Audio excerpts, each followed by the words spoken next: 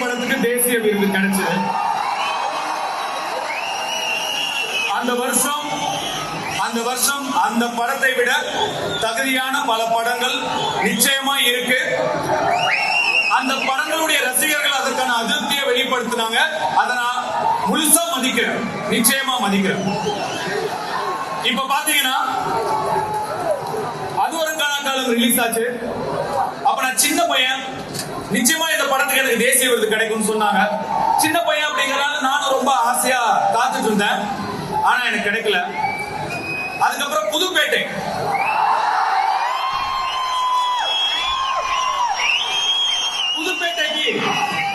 கண்டிப்பா தேசிய விருது கிடைக்கும் அப்படின்னு எல்லாரும் சொன்னாங்க, நீங்களும் சொன்னீங்க. ஆனா எனக்கு கிடைக்கல. அதுக்கப்புறம் 3 மயக்கம் என்ன, மரியான், ராஞ்சனா,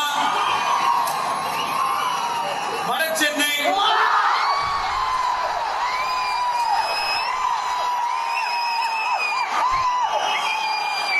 கர்ணன், 3 மயக்கம் என்ன, மரியான், ராஞ்சனா, வட சென்னை, கர்ணன், இத்தனை படங்களுக்கும் தேசிய விருது கிடைக்கும் கிடைக்கும் நிறைய பேர் பேசினாங்க, டிஸ்கஸ் பண்ணாங்க. ஆனா கிடைக்கல, அமையல.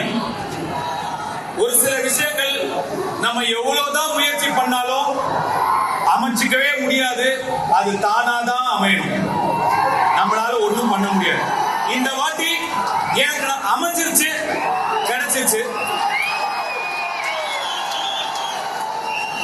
அந்த படம் எப்படியோ, ஆனா அந்த படத்துக்கான எங்களுடைய உழைப்பு, உண்மையான உழைப்பு.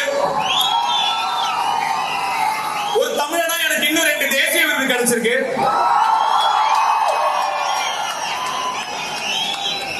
தட்டி விடாதீங்க, தட்டி கொடுங்க.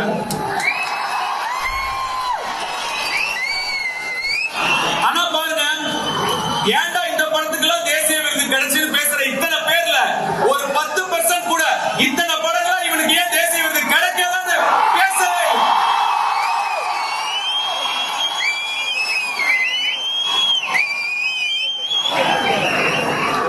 இந்த மாதிரி நேரங்கள்ல நமக்கு கொஞ்சம் மன கஷ்டம் ஏற்படும். இந்த மாதிரி சவால்களை, சேலஞ்சஸ் எல்லாம் எப்படி ஃபேஸ் பண்ண போறோம், ஏன் இந்த மாதிரி நமக்கு நடக்குது, அந்த மாதிரி நேரங்கள்ல நமக்கு கொஞ்சம் மனசு தொய்வா இருக்கும். அந்த மாதிரி டைம்லாம் நம்மளை சுத்தியே நம்ம இன்ஸ்பிரேஷன், மோட்டிவேஷன் தேடிக்கணும். இப்ப நம்மளுக்குலாம் நம்ம வீட்லயே இன்ஸ்பிரேஷன் இருக்கு. இப்போ லிங்கா சின்ன வயசு இருக்கும் போது அவ கூட உட்காந்து நான் வீடியோ கேம் விளையாடுவேன். 2 கேம் நான் ஜெயிப்பேன், 1 கேம் அவர் ஜெயிக்க விட்டுருவேன். இப்படியே கொஞ்ச நாள் போகுது. ஒரு நாள் நான் நினைச்சேன், கண்டினியூஸா இன்னைக்கு நம்ம ஜெயிப்போம், அவர் என்ன பண்றாரு பார்க்கலாம் அப்படின்னு சொல்லி அன்னைக்கு ஃபுல்லா நான் ஜெயிச்சுட்டே இருந்தேன், அவர் தோத்துக்கிட்டே இருந்தார். ஒரு டைம்ல எனக்கு டயர்ட் ஆயிடுச்சு.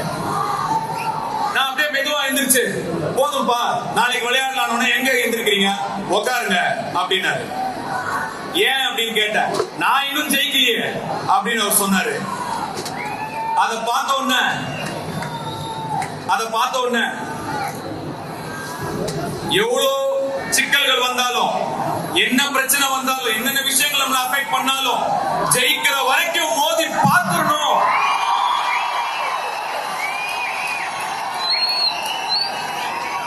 அப்படின்னு அவர்கிட்ட இருந்து நான் இன்ஸ்பிரேஷன் எடுத்துக்கிட்டேன். நம்ம தல அஜித் சார் சொன்ன மாதிரிதான்,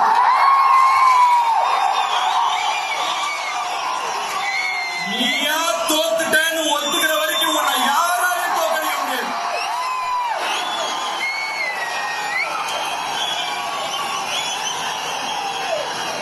but Linga baby, if you are bad, I am your dad.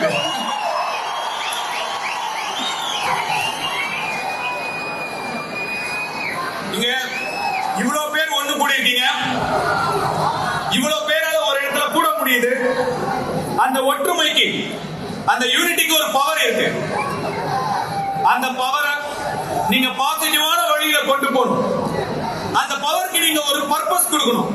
சும்மா சந்திச்சோம், போட்டோ எடுத்தோம், ஆடியோ லான்ச்ல பார்த்தோம், இந்த மாதிரி பிறந்த நாள் அன்னைக்கு பார்த்தோன்னு அப்படியே விட்டுறாம நீங்க எல்லாரும் சேர்ந்து இன்னும் நிறைய நலத்திட்டங்களை செய்யணும். உங்க ஏரியால, உங்க தெருல, உங்க பக்கத்து வீட்டுல, எதிர் வீட்டுல யாருக்கு என்ன தேவைங்கிறத புரிஞ்சு நீங்க எல்லாரும் சேர்ந்து கை கோர்த்தீங்கன்னா உங்களால முடியும். அவங்களுக்கு உங்களால முடிஞ்ச நல்லதை நீங்க கண்டிப்பா பண்ணணும்.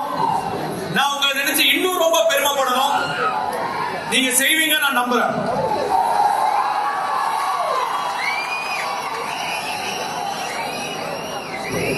இவ்வளவு பேர், இத்தனை குடும்பம் இங்க வந்திருக்கீங்க.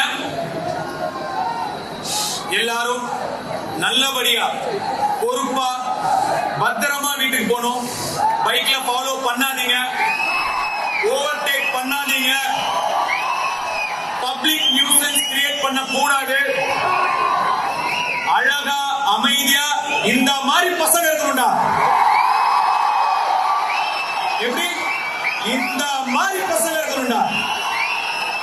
அப்படி ஒரு பேரை எனக்கு வாங்கி கொடுத்துட்டு பத்திரமா நல்லபடியா உங்க வீட்டுக்கு போங்க, உங்க குடும்பத்தை போய் சேருங்க.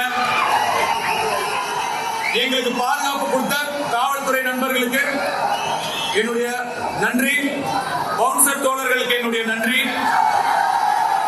இந்த விழா இவ்வளவு சிறப்பா நடக்கணுங்கிறதுக்காக இரவு பகலா வேலை செஞ்ச அத்தனை உள்ளங்களுக்கும் நன்றி. எங்க காலேஜ்ல இடம் கொடுத்த ஐசரி கணேஷ் சாருக்கு என்னுடைய நன்றி. உங்க சப்போர்ட் இல்லாம இது நடந்திருக்காது சார், ரொம்ப ரொம்ப நன்றி. அவருக்கு உங்களுடைய ஒரு கிளாப்ஸ்.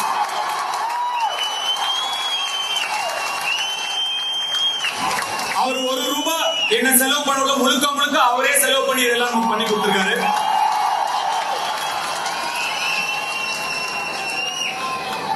இங்க வேலை செஞ்ச டாக்டர்ஸ், நர்சஸ் எல்லாருக்கும் என்னுடைய நன்றி. குறிப்பா என்னுடைய கண்மணி ராஜா சுப்பிரமணியம் சிவா அவர்களுக்கு என்னுடைய மனமார்ந்த நன்றி. உங்களுக்கு நன்றி சொல்லணுமா?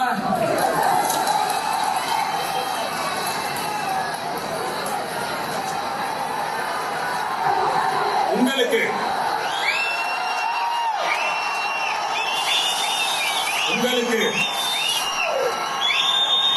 இன்னும் ஓட வைக்கிற உங்களுக்கு என்னுடைய நெஞ்சார்ந்த நன்றி. ஓம் நம சிவாய. ஜெய். ஃபுல் மூன் சேல் காலை 9 மணியிலிருந்து இரவு 12 மணி வரை ஜூலை 20